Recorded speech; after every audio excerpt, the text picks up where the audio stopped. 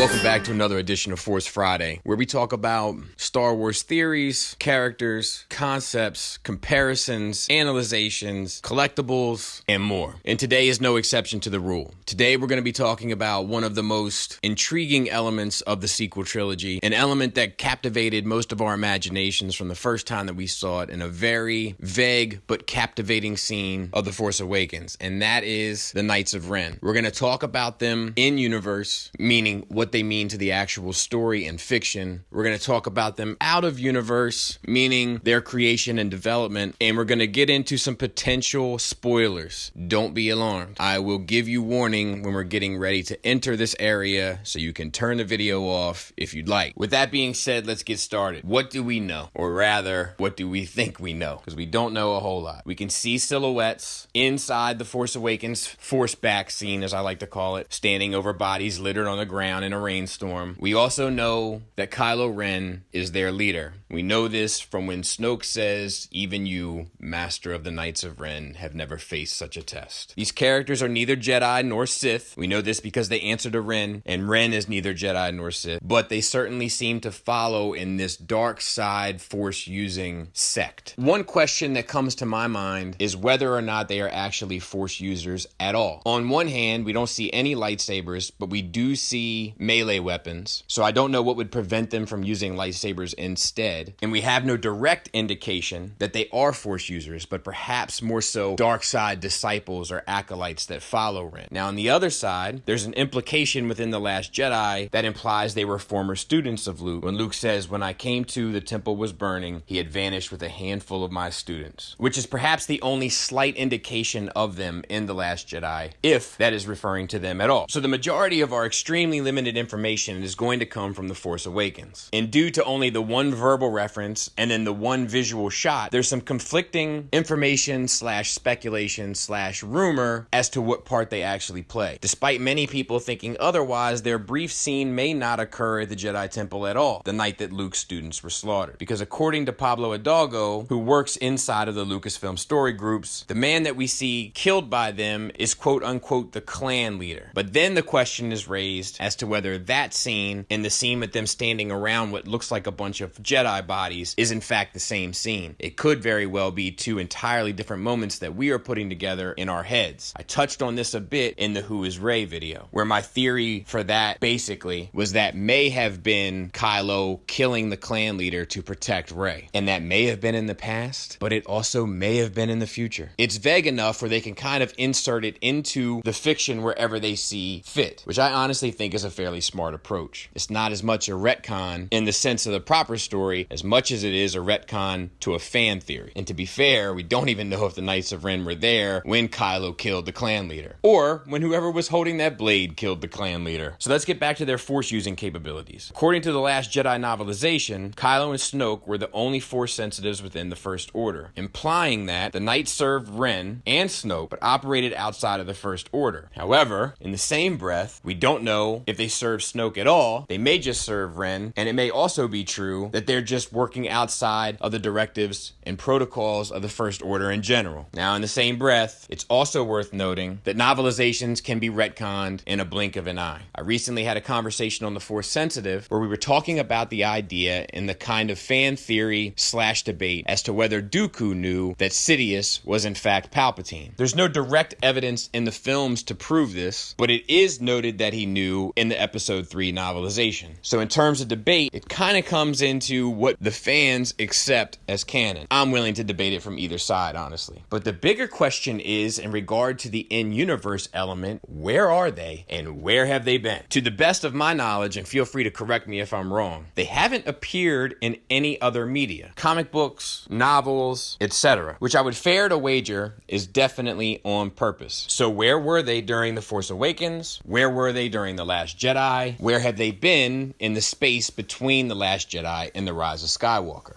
Now, we're going to get into this slightly in our potential spoilers segment in a few minutes. But I should be clear when I talk spoilers, I'm talking about something that's not readily available in the mass media world. Meaning, not something that's in a trailer, not something that's in a highly publicized article, not something that's in the general marketing media. So it's important to note that in the recent Vanity Fair article that centers around the Rise of Skywalker, article confirms they use barbaric weapons such as blades and even a blaster gauntlet. It has a very Mad Max vibe to it. So this kind of confirms the working theories and sort of detective work on the fan base side of things, where these characters don't carry lightsabers and may not be force sensitive. The Vanity Fair article goes on to say, the Knights of Ren are masked warriors with specialized weaponry who add an element of chaos to the war between the Resistance and the First Order. We first see them when Daisy Ridley's Rey touches Luke's lightsaber in The Force Awakens and plunges suddenly into a vision. 6 of the Knights briefly appear on a rainy, unidentified planet surrounded by slaughtered bodies, seemingly led by Adam Driver's Kylo Ren, and his familiar red lightsaber slices through an unknown clan leader. But since The Force Awakens, no additional backstory has surfaced about the identities of these knights, their true number, and the part they played in Ben Solo's transformation into Kylo Ren. Now let's move into out-of-universe material. What do we know? Once again, it's very limited. We know they were created primarily from rejected designs for Kylo Ren, who was initially described as the Jedi killer in The Force Awakens pre-production process. We know most of this from the art and making of The Force Awakens book, which they do for every Star Wars film, and they're always absolutely brilliant. Now, what else do we know? We know they didn't appear in The Last Jedi, and we know why. Because Rian Johnson said, I guess I could have used them in place of the Praetorian Guards, but then it would feel like wasting them because all those guards had to die. And if Kylo had some kind of connection to them, it would have added a complication that wouldn't have helped the scene. Truth is, I just didn't see a place for them in this movie. Now, I want to say I think that's an entirely appropriate and super smart choice. These characters already have a cult following of fans. One of the complaints of Star Wars, even my own, is that they often create super cool character designs and then dispatch them with no real regard to the fandom that has grown to love them based on the hopes of their importance and development. This could very well be the case in The Rise of Skywalker as well, but at least there's still hope. I think the Praetorian Guard is a much better choice as they serve Snoke, whereas if they serve Snoke and they were the Knights of Ren, I would have found that to be, once again,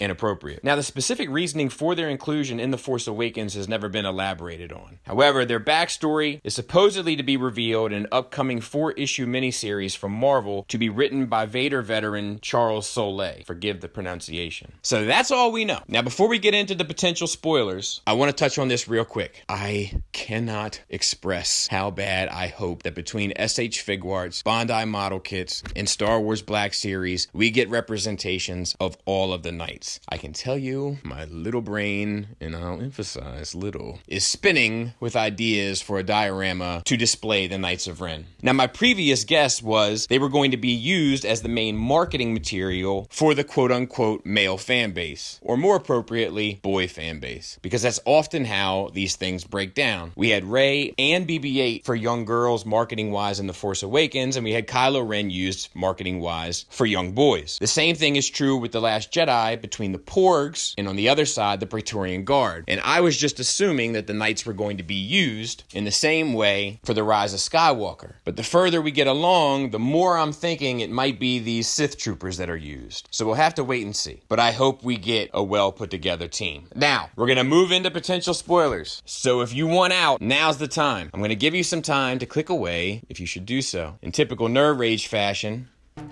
we'll count down. 99, 98, 97, 96. It never gets old. All right, here we go. And I think most of this information comes from Making Star Wars. But most of the rumors circulating around this are as follows. When we see Kylo's mask being repaired in The Rise of Skywalker, which we see in the trailer, the Knights of Ren are there and almost performing some sort of ritualistic type seance around the repair process. Not much is known about that, but it sounds cool to me. I'm into all that sort of super dark stuff. Just works for me on a number of levels. I did a 2-year bid at a private school. What do you want from me? finale. We also hear that there's a major MacGuffin in The Rise of Skywalker. This makes sense to me, as there was supposed to be a MacGuffin in The Force Awakens. In fact, there may have been two, both the lightsaber and Vader's helmet. But when we move into The Rise of Skywalker, there's been a lot of information and a lot of rumor circulating around what the MacGuffin will be. But one of the things that has kind of come to light is that perhaps the Knights of Ren have been away looking for this MacGuffin the entire time, and they may have come back successful, which would mean that they would be a plot device to put Kylo on the right path to finding it. Now, we know that the Vanity Fair article suggested that we don't know how many are in their numbers. I can't tell you how I know this, or where I read this, or even if it's true, but in my head there was supposed to be 7. Now, I can't remember if that was 6 Knights in Kylo or 7 Knights in Kylo, but if it was 6 in Kylo, it might go towards the other potentially leaked information, which is Matt Smith is playing a Knight of Ren. This Knight of Ren will be directly related to what is going on with Palpatine, and that's why he is separated from the rest. Now, we'll be going into a Palpatine video later on and what he may or may not mean to The Rise of Skywalker. But if this were true, this would certainly mean that the Knights of Ren will play a pivotal role in the actual plot of the film, rather than sort of being discarded into a Sarlacc pit or randomly cut in half. As always, thank you guys for listening. Thanks for watching. But before we get out of here, I just want to remind you that this is an outlet for positivity regarding Star Wars. An outlet that I think is needed in abundance in the current YouTube climate. Even when we're being critical, we're going to be making our love well known. If any of the material strikes you, please share it amongst your friends or in appropriate communities. I, for one, am super excited about the Knights of Ren. They're being used on the cover of the Visual Dictionary, it seems. So I'm looking forward to how it all unfolds. Until next time, thanks for listening. Thanks for watching. Till next time, redundant. Take care.